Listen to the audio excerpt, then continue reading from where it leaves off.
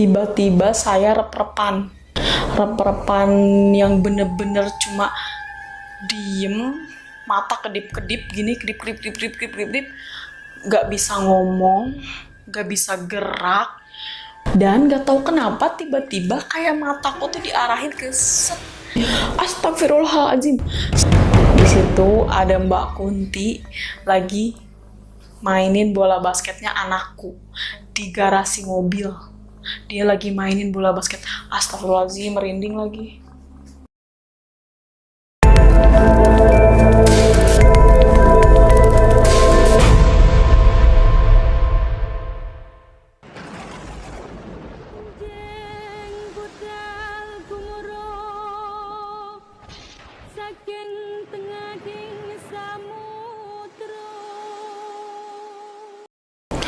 Assalamualaikum, selamat malam semuanya penonton studio horor. Nah, perkenalkan, nama saya Uci. Saya tuh dari channel YouTube horor juga, namanya Psikis Lo Kena. Nah, kali ini saya akan take over channelnya Mas Tias, yaitu Studio Horor, gitu kan? Dimana saya di sini akan bercerita tentang pengalaman mistis pribadi saya, gitu. Sebelumnya diucapin dulu deh makasih buat Mas Tias udah mengizinkan saya take over channelnya dan bercerita di channelnya yaitu Studio Horor. Nah, buat teman-teman juga jangan lupa untuk subscribe channel Studio Horor sekaligus dengan sosmednya yaitu Instagramnya di @ceritahorormemedi. Wih, mantep banget. Dan sekalian juga nih, mau pansos sama Mas Tias di channel Studio Horor, jangan lupa untuk follow Instagram saya, yaitu @psikislokena. Tulisannya itu Psikis Lo Kena. Dan sama juga dengan channel hororku, itu namanya Psikis Lo Kena. Itu YouTube horor juga, jadi teman-teman penontonnya Studio Horor, boleh banget kalau mau denger cerita horor di channelku. Dan jangan lupa di subscribe. Oke, karena openingnya udah kelamaan, langsung aja yuk kita dengerin pengalaman pribadi saya, cerita horor pastinya, dan juga nyata. Oke, langsung aja kita mulai ceritanya. Jadi, ceritanya itu bermula di tahun 2014, di mana tahun 2014 itu saya pindah rumah, tapi masih di sekitaran kota Bandung. Nah, kalau penonton semua mau tahu cerita sebelumnya dari cerita rumah berhantu ini, ada di channel saya, namanya 2 tahun tinggal di kontrakan berhantu. Di situ saya sudah ceritakan dari A sampai Z, bagaimana pengalaman mistis saya tinggal 2 tahun di kontrakan yang benar-benar berhantu banget, serem banget. Nah, yang kali ini akan saya bawain adalah cerita lanjutan dari gimana sih kelanjutan kehidupan saya setelah saya pindah dari rumah itu. Apakah keadaan benar-benar normal, udah nggak pernah lihat makhluk gaib lagi, atau gimana? Nah, kali ini saya akan bercerita bahwa memang setelah pindah itu tahun 2013, saya itu ngontik 2013 atau 2014 saya pindah ke rumah kedua di kota Bandung juga. Nah, itu tuh jarak dari rumahku yang kontrakan berhantu itu sama rumah yang kedua ini tuh deket. Kayak cuman kalau itu di komplek, kalau ini agak masuk dan daerah perkampungan biasa, bukan komplek. Kalau bisa dijelasin daerah perkampungannya itu, jalannya kecil, cuman masuk 1 mobil dan 1 motor, terus ada kali, dan ada kuburan gede banget, kuburannya benar-benar gede banget. Terus untuk rumahku di situ tuh jadi nggak berhadap-hadapan sama rumah lagi, tapi berhadapan sama tembok besar yang ternyata di balik tembok besar itu dulunya bekas pabrik, tapi udah kosong, dan bekas kayak pangkalan angkot gitu deh, udah kosong gitu kan. Dulunya bekas ini material, karena si di depannya itu ada kayak bekas toko, tapi udah tutup gitu. Dan jadinya banyak angkot-angkot yang suka pada parkir di situ.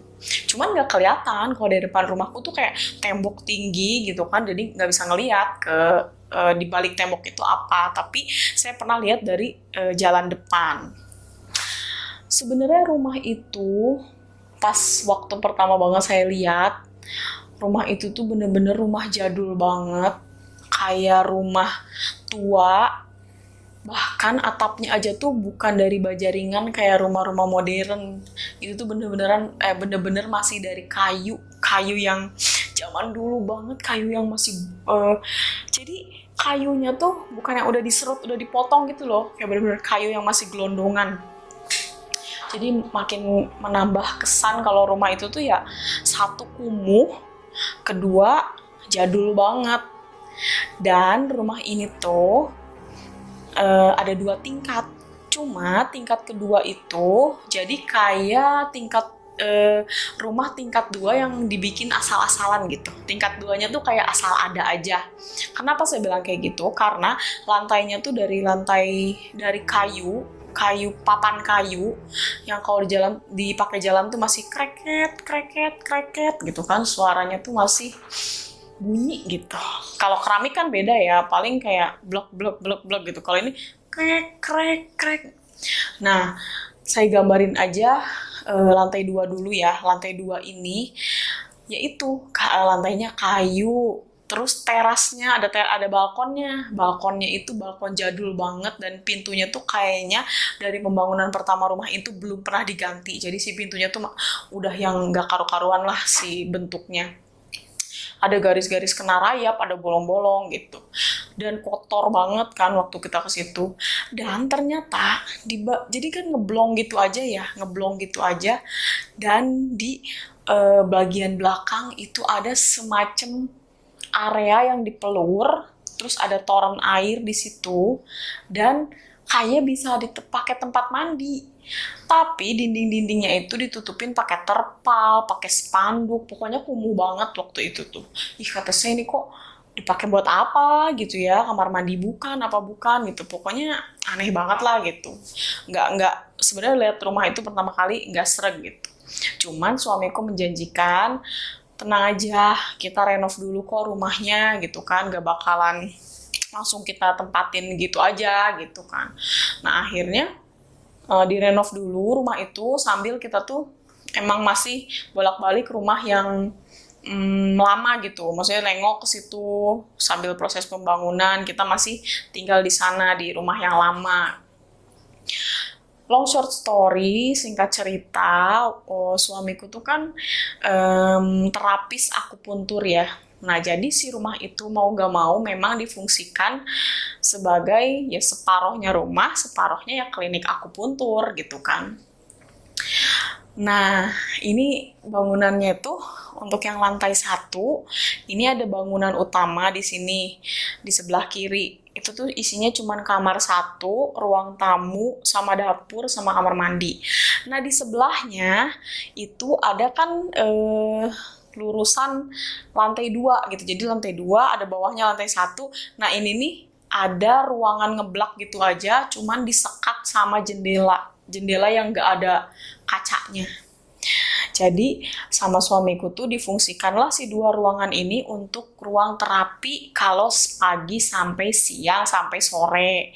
Malamnya ruang terapi yang depan itu untuk parkir motor, teman-teman. Jadi ya pokoknya karena rumah segitu-gitunya jadi kita manfaatkan ruangan yang ada gitu kan. Nah, si ruangan terapi belakang ini yang di dalam bagian rumah itu untuk perempuan. Jadi ada kasur 2 isinya, terus yang bagian depan itu untuk cowok, untuk ruangan terapi cowok. Kasur juga ada kasur juga di dalamnya ada 2 buah gitu kan. Nah, awal-awal sebenarnya pas ini singkat ceritanya gitu ya, pas pindah ke situ, itu tuh kayak nggak ada ngalamin serem, nggak ada ngalamin takut, walaupun ada merinding-merinding kalau kita masuk ke ruangan terapi dan lampunya tuh dimatiin. Karena suamiku tuh Kalau yang follow Instagramku ya, pasti tahu kalau aku tuh sering banget ngomel suamiku tuh paling gak betah lampu nyala. Dia bilang, apaan sih, boros energi, kayak gitu kan. Terus ya boros lah, apa, panas juga kalau lampu dinyalain, apalagi siang terik gitu tuh, gitu kan. Akhirnya dia tuh emang betah banget, bukan betah banget, jadi kerajinan banget lihat lampu nyala dimatiin dimatiin. Nah, ruangan klinik itu tuh memang kalau udah selesai pasien jam sore-sorean gitu, itu langsung gelap gitu kan. Apalagi kayak udah menuju jam 8, jam setengah 9, itu ruang terapi depan tuh udah isinya kasur dilipat-lipat sama motor dijejer-jejerin di situ. Nah, posisinya dari ruangan terapi perempuan, kita tuh kalau nengok ke sana, nengok ke sebelah sana gitu ya, itu bisa ngelihat ruang terapi cowok. Tapi sama suamiku tuh dikasih hordeng gitu, hordeng gitu penutup. Jadi kalau misalnya lagi aktif buka kliniknya itu nggak bisa saling lihat-lihatan antara si cewek dan si cowok. Cuman kalau udah tutup ya hordeng itu digulung lah sama suamiku. Jadi dari klinik belakang ke depan itu kelihatan, dan kelihatannya tuh cuman kayak pintu kosong doang, yang tadi saya bilang jendela itu kayak pintu kosong doang dan gelap. Ke depannya tuh gelap karena dimatiin sama suamiku. Nah, terus awal banget mengalami kejadian di situ adalah saya ini kan dulu waktu di Bandung sering banget kambuh alerginya. Nah, kalau alergi kambuh itu tuh udah pasti sesak. Jadi kayak orang asma gitu kan.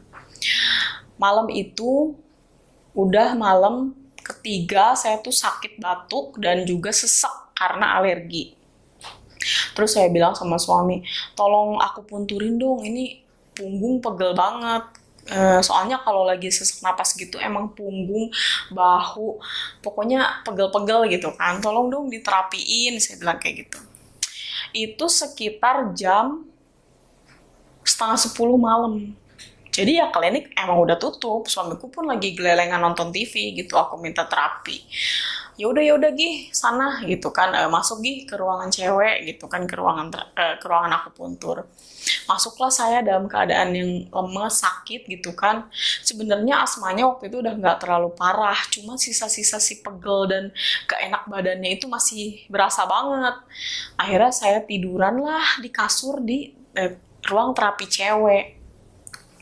Pas udah gitu, di akupuntur sama suamiku, di set lah waktu kurang lebih 45 menit apa 1 jam gitu kan. Pokoknya yang paling lama tuh durasinya. Karena dia pakai mesin gitu kan, mesin getar.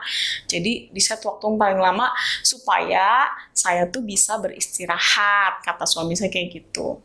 Nah, kebiasaan saya nih kalau di akupuntur itu pasti tidur. Jadi keenakan gitu kan, badan bayangin lagi sakit terus diterapi dan dikasih vibrasi di punggung tuh enak banget rasanya gitu kan. Jadi kebiasaan saya tuh pasti saya tidur. Akhirnya ketiduran lah saya. Nah, pas ketiduran itu tiba-tiba saya rep-repan yang bener-bener cuma diem, mata kedip-kedip gini, kedip, gak bisa ngomong, gak bisa gerak, mulut pengen cuman manggil suamiku, udah gitu, pengen tolong, pengen kayak gitu tuh gak bisa. Itu kayak ada 1 menit saya tuh kayak berusaha, ya Allah saya pengen melek, pengen ngomong, gak bisa. Dan gak tahu kenapa tiba-tiba kayak mataku tuh diarahin ke jendela yang gelap itu, yang di klinik terapi cowok. Pas saya nengok kayak gitu dalam keadaan mata kedip-kedip rep-repan ya, ketindihan gitu, saya ngeliat dari klinik terapi cowok itu ada perempuan, rambutnya sebahu gini, agak tinggi orangnya, tapi mukanya tuh judes banget, pakai baju putih, mukanya judes banget kayak gitu. Merinding lagi, astagfirullahaladzim, kayak gitu kan. Terus dia tuh kayak makin deket, kalau makin deket tuh mukanya kayak makin marah gitu, kayak marah bener-bener, mukanya tuh bengis banget, rambutnya sebahu, inget banget, mukanya bengis banget, pucat. Tapi nggak serem, nggak ada berdarah, nggak ada apa, nggak ada ancur, nggak ada apa, cuman muka orang ibu-ibu segini pakai baju putih, rambutnya sebahu, dan ekspresi ini marah gitu kan. Itu kita bertatap-tatapan ada kali 1 menit, lama banget karena saya nggak bisa ngapa-ngapain, cuman nggak bisa ngomong, nggak bisa teriak, nggak bisa apa, kayak gitu doang, kayak ngeliatin cewek itu doang, nggak bisa apa-apa gitu kan. Nah, sampai akhirnya saya bisa kayak gini, astagfirullahaladzim, saya melek, langsung saya, ini kan saya pakai kayak kain gitu kan, langsung saya lari, saya bilang, dah, itu di sana, itu tadi aku lihat gitu, kata suamiku, udah, kamu lagi sakit, udah, jangan cerita yang aneh-aneh, besok lagi ceritanya, kayak gitu. Dan itu tuh aku inget kayak sekitar jam 11, mau jam 12 lah, pokoknya tengah malaman itu tuh kejadiannya. Jadi udah mau beres terapi gitu. Nah, saya akhirnya malam itu tidur, memutuskan untuk nggak cerita apa-apa sama suami karena memang disuruhnya udah di-keep aja, besok aja, ya udah saya istirahat, walaupun masih kebayang-bayang kayak itu kuntilanak gitu kan. Sosok dari mana, baru kali itu saya tuh ketemu kayak gituan di rumah itu gitu kan. Oke, akhirnya saya istirahat, terus besok paginya nih, seperti biasa tuh kalau di Bandung itu tuh jam setengah 6 tukang sayur tuh udah lalu lalang kan. Nah, ada tukang sayur langgananku yang memang sudah biasa lewat ke situ. Setiap ada tukang sayur itu ya pasti kan ibu-ibu pada ngumpul gitu, pada belanja barang-barang di situ. Nah, terus pas tukang sayur itu datang, keluar kan, saya mau belanja gitu kan, dengan ya melupakan kejadian semalam lah gitu kan. Saya mau belanja, pas lagi milih-milih sayuran, datanglah pembantu yang di rumah sebelah saya. Jadi tetangga saya tuh punya pembantu namanya Mira. Terus si Mira datang gitu, teh belanja, iya Mir gitu, teh aku tuh mau nanya katanya gitu, tapi nggak enak. Nanya kenapa Mir, nanya apa Mir gitu, sok aja, mending nggak enak kayak sama siapa aja, tapi aku nggak enak teh nanyanya gitu, segen banget. Ya kenapa gitu, maaf ya teh, Mira mau tanya, tadi malam jam 1 gitu teteh berantem ya sama si AA. Berantem? Enggak Mir gitu kan, masa sih teh, soalnya Mira denger banget jam 1 apa setengah satuan gitu teteh tuh nangis katanya, nangis kenceng banget yang bener-bener kayak orang sakit, kayak gitu katanya, panjang banget dan gak berhenti-berhenti. Itu suara nangis jelas banget dari rumah teteh. Nah, rumahnya Mira itu kan berarti sebelahan sama klinik akupuntur aku kan gitu. Wah, yang bener kamu Mir, bener teh. Sampai Mira bangunin si ibu, katanya kayak gitu. Dia sampai berani bangunin majikannya. Bu, gitu ngetok pintu. Bu, apa Mir gitu. Bu, itu si Teteh kenapa ya? Gitu nangis. Dia segen juga kan karena saya tetangga baru di situ kan. Itu kenapa ya nangis gitu. Ah, paling berantem kali Mir sama suaminya gitu. Kasihan cenah. Nangisnya kayak yang sakit banget kayak gitu. Udah gitu si Mira pas denger saya bilang, saya nggak nangis Mir, saya nggak nangis Mir, nggak nangis sama sekali, bahkan nggak berantem. Jam segitu tuh saya udah tidur, memang jam 12 atau setengah 12-an tuh saya tuh baru selesai di akupuntur, tapi saya nggak nangis, saya bilang kayak gitu. Saya langsung masuk kamar. Iya Allah teteh, siapa tuh yang nangis, katanya serem banget, katanya gitu.